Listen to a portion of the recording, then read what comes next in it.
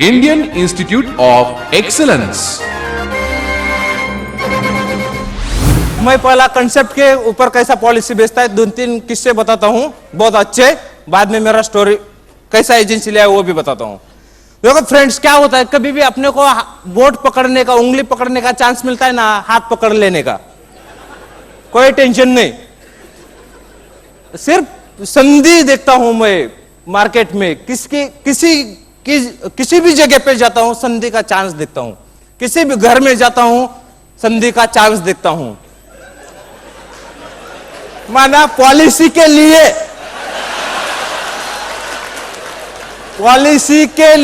संधि, हम शुद्ध बोलना चाहिए। हाँ, तो फ्रेंड्स क्या होता है कि हम देखो, बीमा गोल्ड के टाइम पे मैं ब्रांच में नंबर 1 रहा था सम इंश्योर्ड बेसिस पे। वो बहुत पॉलिसी बेची थी मैंने। 2006 में 2.5-3 करोड़ की पॉलिसी बेची थी। उस टाइम पे एक पॉलिसी मैंने सबसे बड़ी, मेरे 2004 की एजेंसी है, वो सब आपको डिटेल में बताऊंगा, लेकिन 2006 में 25 लाख का पॉलिसी मैंने 1 मिनट में बेचा था। ऐसा 4 पॉलिसी बेची थी मैं 25-25 लाख की, और आज तक मुझे बड़ी पॉलिसी में टाइम कभी नहीं लगा, छोटी पॉलिसी में लगता है। क्योंकि छोटी पॉलिसी कमाने वाले जिधर मिलती है वो लोग बहुत सोचते हैं, उनका प्लानिंग रहता है, मंथली इनकम कम रहता है, वो एडजस्टमेंट करना पड़ता है, उसके लिए वो टाइम देते। लेकिन बड़े लोगों के पास पैसा रहता है, उनको कंसेप्ट समझ में आया, वो चेक दे देते।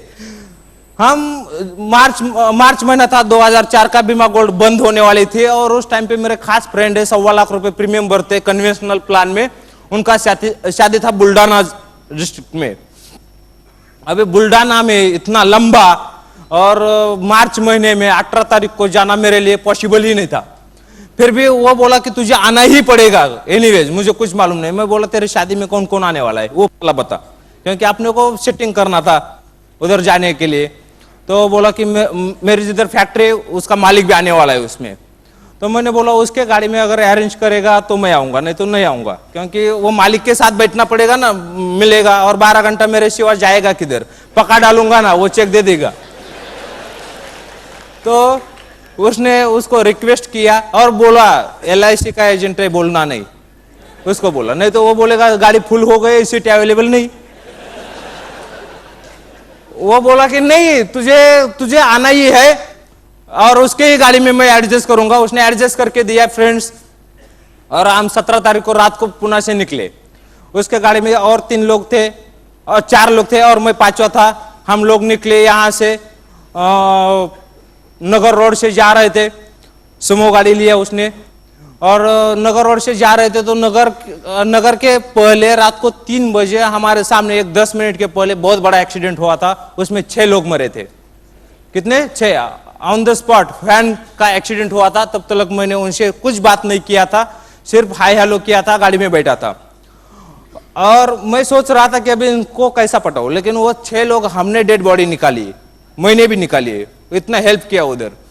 और जब भी वो एक्सीडेंट हो गया, हम 10-15 मिनट रुके, आधा घंटा रुके, और बाद में हम निकलने लगे। तभी मुझे बोला अभी सांगले तुझे उठना पड़ेगा, अभी टाइम सही टाइम है, सही टाइम पे सही काम करना है, अभी जो बताया वो। तो मैंने क्या किया, इमीडिएट मैंने उसको बोला कि साहब देखो, आपके मैं पैर पकड़ता हूं, लेकिन मैं अभी गाड़ी में मैं बैठूंगा नहीं, मैं पैदल जाऊंगा नगर तक, रात की बात है, और वहां से मैं बस पकड़ के पुणे जाऊंगा, क्योंकि बस का एक्सीडेंट वगैरह कुछ हो गया तो मरेंगे तो नहीं, अगर मर भी गए तो वो महामंडल घर वालों को पैसा देगा। मेरे तो एक कुल तो एक बेबी है, एक कुल तो एक बच्चा है, एक ही है, और आप तो बहुत बड़े, मुझे पता था उसकी फैक्ट्री वगैरह है, और जितने बड़े लोग रहते हैं उतना लोन रहता है, अपने को पता ही हुआ, उसको किधर पता है अपना मार्केटिंग, क्योंकि LIC का आदमी वो बताया नहीं था मैंने।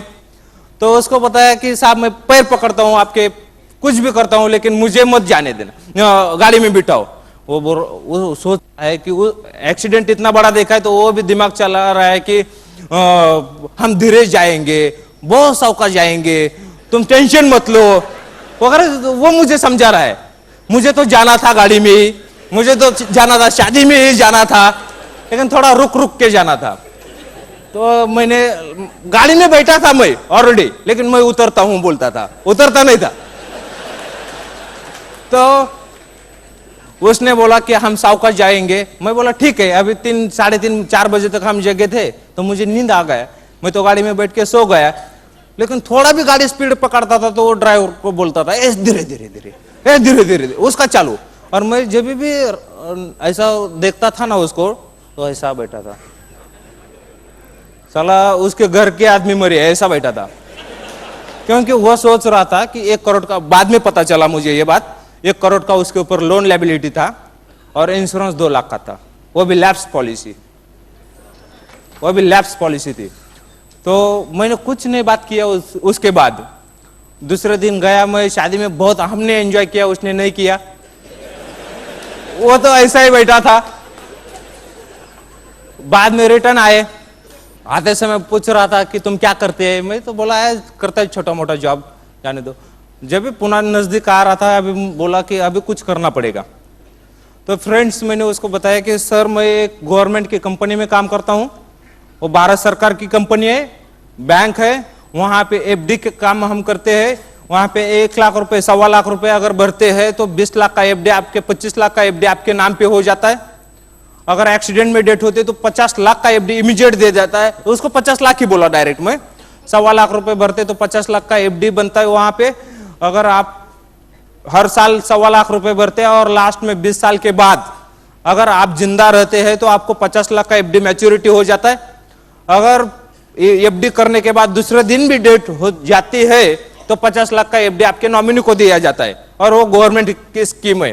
वो बोला कल तुम मेरे घर पे आओ सीधा। दूसरे दिन गया, आप बिलीव नहीं करेंगे, 1,25,000 अमाउंट चेक के ऊपर लिख के बैठा था। वो मेरा इंतजार कर रहा था।